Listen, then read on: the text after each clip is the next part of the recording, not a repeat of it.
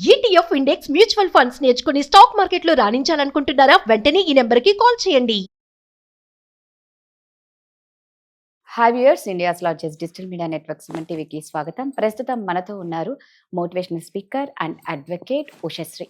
నమస్తే ఉషా. నమస్తే రాధా. ఉషా, ప్రతి ఒక్కరికి మిత్రుల కన్నా శత్రువులే ఎక్కువ ఉంటారు, ఆల్మోస్ట్ ఎక్కువ మంది వాళ్ళకి. బట్ ఆ శత్రువులతో ఎలా డీల్ చేయాలి, వాళ్ళని ఎలా హ్యాండిల్ చేయాలి అనేది అర్థం కాదు. దానివల్ల ఇంకా శత్రుత్వం పెరిగిపోతూ ఉంటుంది. ముఖ్యంగా మనం ఆఫీసులలో చూసుకుంటే ఉదయం లేచినప్పటి నుంచి సాయంత్రం వరకు ఇంట్లో కన్నా ఆఫీసులలోనే జాబ్ చేసే వాళ్ళు ఎక్కువ మంది ఉంటారు. అక్కడ కొలీగ్స్కి పడకపోయినా లేదా బాస్తో ఏదన్నా కోపం ఉన్నా కొన్ని విషయాలు ఉంటాయి, నువ్వు సైలెంట్గా ఉండడమే బెటర్. నువ్వు నెక్స్ట్ ఇక్కడ జాబ్లో ఉండాలి అన్నా లేదా ఇంట్లో కూడా అలాగే ఉంటుంది. సో ఎలాంటి విషయాల్లో ఎంత శత్రువుతో అయినా సైలెంట్గా ఉండాలి. సో రాధా, ఇప్పుడు మనం ఉన్నది కలియుగం ఫస్ట్ ఆఫ్ ఆల్. సో శత్రుత్వం అనేది ప్రతి కామన్. తల్లిదండ్రులతో వచ్చేస్తుంది, పిల్లలకి తల్లిదండ్రుల మీద కూడా వచ్చేస్తుంది. So we need to look into the root cause. శత్రుత్వం అనే పదం లైక్ సివియర్ స్టేజ్ లో వెళ్ళే లోపు there are couple of things మనం దృష్టిలో పెట్టుకోవాల్సింది. ఏంటంటే ఫస్ట్ థింగ్, మనం ఒక ఎక్స్పెక్టేషన్ పెట్టుకుంటాం, వాళ్ళు ఒక ఎక్స్పెక్టేషన్ పెట్టుకుంటారు. మన నుంచి వాళ్ళ నుంచి మనము. ఎక్కడ ఏది ఫుల్ఫిల్ అవ్వకపోయినా సరే, వీడు కావాలని ఇలా చేశాడు ఫస్ట్. ఓకే, ఇంకోటి మిస్అండర్స్టాండింగ్ వల్ల శత్రుత్వం వస్తుంది వర్క్ లో. లేదా అసలు ఏమీ రీజన్ లేకుండా నీకు ఎక్కువ టాలెంట్ ఉందనుకో, ఆ డిఫాల్ట్ గా నీ శత్రువు అయిపోతాడు. అవునా? నువ్వు సక్సెస్, నీ గ్రోత్ రేట్ ఎక్కువ ఉందనుకో, నీకు శత్రువులు పెరుగుతారు. మనం కావాలని చేసుకో, అంటే మనం వాడిని ఒక్క మాట అనో అసలు చూడని కూడా అయినా నీకు శత్రువే. యూ హ్యావ్ గ్రూప్ ఆఫ్ శత్రువులు రెడీ టు ఖడ్గ వేసుకుని ఎప్పుడు కోసేద్దావా అని చెప్పి. అండ్ ఇంకొక వర్స్ట్ కేస్ సినారియో ఏంటంటే వీళ్ళతోనే మనం పని చేయించుకోవాలి. అలాంటప్పుడు ఎలా ఉండాలి? సర్దుకుపోవాలి. లోపల ఎంత బాధపడుతూ ఉన్నా తప్పదు కదా, జాబ్ అనేది ఎవరికైనా తప్పదు. జాబ్ కావాలి అంటే సర్దుకుపోవాలి. సర్దుకుపోవాలి. బట్ లోపల మనకి సోల్ క్రాక్స్ అంటారు. 1 రోజు, 2 రోజులు, 3 రోజులు, లేకపోతే 5 ఏళ్ళు, 10 ఏళ్ళు తర్వాత ఏమవుతుందంటే లోపల లాస్ట్ అయిపోతుంది. మనకి తెలియకుండా రుగ్మతలు, ఎమోషనల్, ఎందుకు ఏడుస్తున్నామో తెలీదు. సో దీన్ని అవాయిడ్ చేయాలంటే డిప్లొమసీ అంటారు. డిప్లొమసీ అంటే సరే, కొన్ని మనం చేసినవి వాటి వల్ల మనకి శత్రుత్వం వస్తే, మనం సక్సెస్ అవడం వల్ల కూడా శత్రుత్వం వస్తుంది. అలాంటప్పుడు ఏం చేయాలంటే మనం రియాక్ట్ లోపల నుంచి అవ్వకూడదు. మన బుద్ధికి మనం చెప్పుకోవాలి, నేను ఈ పని చేయడం వల్ల లేకపోతే ఈ పని చేయకపోవడం వల్ల వీడు నాకు శత్రువులా తయారయ్యాడు. అండ్ నేను ఎప్పుడంటే అప్పుడు అసలు నేను ఏమీ చేయకపోయినా నన్ను కిందకి లాగేయడానికి రెడీగా ఉన్నాడని ఒక క్లారిటీ వచ్చినప్పుడు, ఏదో ఒక సందర్భంలో వాడు నేను కెలకడానికి ట్రై చేస్తూ ఉన్నప్పుడు రియాక్ట్ అవ్వక రెస్పాండ్ అవ్వాలి. ఐ నో ఇది కొంచెం క్యాలిక్యులేటెడ్గా చేయాలి. అండ్ ఇంకొకటి, స్టిమ్యులేటింగ్ సిచ్యువేషన్స్ ఏమున్నాయి, శత్రుత్వం పెంచేదానికి సిచ్యువేషన్స్ ఏమున్నాయి. బెస్ట్ థింగ్ ఇప్పుడున్న కలియుగంలో నువ్వు శత్రువునే మిత్రువు చేసుకొని, ఆర్ అట్లీస్ట్ గొడవలు లేకుండా చేసుకొని, ఆ రిలేషన్షిప్ కావాలంటే ఫ్రెండ్షిప్ గా కంటిన్యూ చేయి, లేదా దాని అక్కడితో వదిలే, ఇద్దరు హ్యాపీగా ఉంటారు. ఇది ల్యాండ్ మార్క్ లో మాకు ఒక డిస్టింక్షన్ అనమాట, ఇన్కంప్లీషన్ అంటారు.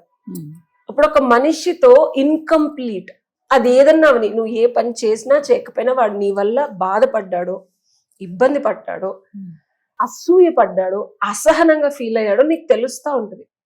ఓకే, తెలిసినప్పుడు నువ్వు ఒక వర్క్ ఎన్వైరన్మెంట్ రేపొద్దున మొహం చూడాలన్నప్పుడు ఇట్స్ నాట్ ఈజీ. నువ్వు వాడితో వెళ్ళి కూర్చొని సావధానంగా ఆ ప్రాబ్లమ్ని రెక్టిఫై చేసుకోవడానికి ఎవరు ట్రై చేయరు. సర్దుకుపోయి ఆడి మొహం చూడకుండా అవాయిడ్ చేసి అన్నెసరీగా కాన్ఫ్లిక్ట్ క్రియేట్ చేయకుండా నువ్వు ఉంటావు. కానీ వాడు నీ మీద వేస్తూ ఉంటాడు. ఆఖరికి ఏమవుద్ది? సఫరర్ ఎవరు? కదా, మనమే. సో ప్రాబ్లం వచ్చేది మనకు కాబట్టి వేయటం అట్లీస్ట్ స్టాప్ చేసినా చాలు. ఓకేనా? సో నువ్వు అతనితో వెళ్ళి, నువ్వు కూడా అట్లా వేరే వాళ్ళతో ఉంటావు. వీఆర్ హ్యూమన్స్, మనకు కూడా వేరే వాళ్ళు నచ్చరు. వాళ్ళు కూడా వచ్చి అరే నా బాధ ఏంటని అడిగితే బాగుండని నువ్వు అనుకుంటావు కదా. ఓకే, వాడి సక్సెస్ ఉంది, నన్ను కూడా వీడితో తీసుకెళ్ళొచ్చు కదా, నన్ను ఎందుకు ఇట్లాగా దూరం పెట్టేశాడు, I can be friends with him అని కూడా నీకు ఉంటది కదా, ఉంటదా లేదా? అలాగే వాడికి కూడా ఏదో ఒకటి ఉంటుంది. సో మనమే ఇనిషియేట్ తీసుకొని ఎవరైతే మనకి ఇబ్బంది కలిగిస్తున్నారో వాళ్ళతో వెళ్ళి వాళ్ళకి బయట కాఫీకో లంచ్కో సరదాగా క్రియేట్ అ ఫ్రెండ్లీ ఎన్వైరన్మెంట్. ఎంత శత్రువు అయినా గుర్తుపెట్టుకోరాదా, ప్రేమ. ప్రేమకి ఎలాంటి వాడైనా కరగాల్సింది. This is my formula as a అవును. రిలేషన్షిప్ ఎక్స్పర్ట్ గా.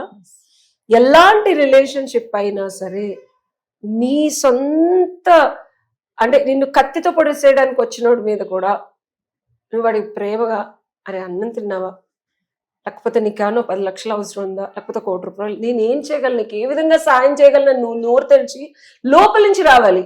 నేను చంపకుండా ఉండడానికి కాదు, మనస్ఫూర్తిగా నువ్వు ప్రేమతో వాడిని అడిగితే కరగడంటావా? ఖచ్చితంగా కరుగుతారు. అండ్ ఇంకోటి, ఒక్కటి కర్మానుసారం మనకు వస్తుంది. స్పిరిచువల్ గా చెప్పాలి అంటే శత్రుత్వం అనేది రీజన్ లేకుండా వస్తుంది. భగవంతుడు కూడా నీకు ఇన్నిసార్లు చూపిస్తున్నాడు, వాడు నీకు ఇబ్బంది కలిగిస్తున్నాడు అంటే ఏదో కర్మ అక్కడ నువ్వు బ్యాలెన్స్ చేసుకోవాలని. ఇన్ వే స్పిరిచువల్ గా కూడా నువ్వు ఏదైతే అతన్ని ఇబ్బంది పెట్టావో, లేకపోతే నీ వల్ల ఎవరో ఇబ్బంది పడ్డారో అది ఈ రూపంలో వస్తున్నప్పుడు నువ్వు వెళ్ళి కాళ్ళు పట్టుకుంటావా, బతిల్లాడతావా, ప్రేమిస్తావా, వాడితో సార్ట్ అవుట్ చేసుకుంటావా, సంధి కుదురుస్తావా, వాడికి ఏం కావాలనేది ఒక్కసారితో అవ్వదు. ఇది ఒకసారి మనం వెళ్ళి మీటింగ్ పెట్టి ఇంకేంది శబాష్ శబాష్ మన ఇద్దరం ఫ్రెండ్స్ అంతా వాడు తిట్టిన తిట్లు పడాలి, వాడు వేసిన నిష్ఠూరాలు పడాలి, వాడు ఇదేంటి నా దగ్గరకు వచ్చింది దీన్ని మళ్ళీ వేసేస్తానని చెప్పి రేపొద్దు నీ ఆఫీస్ లో ఇంకేమన్నా ఇబ్బంది పెట్టినా మళ్ళీ వెళ్ళి నువ్వు సంధి కుదుర్చుకున్నావు అనుకో, అంతే.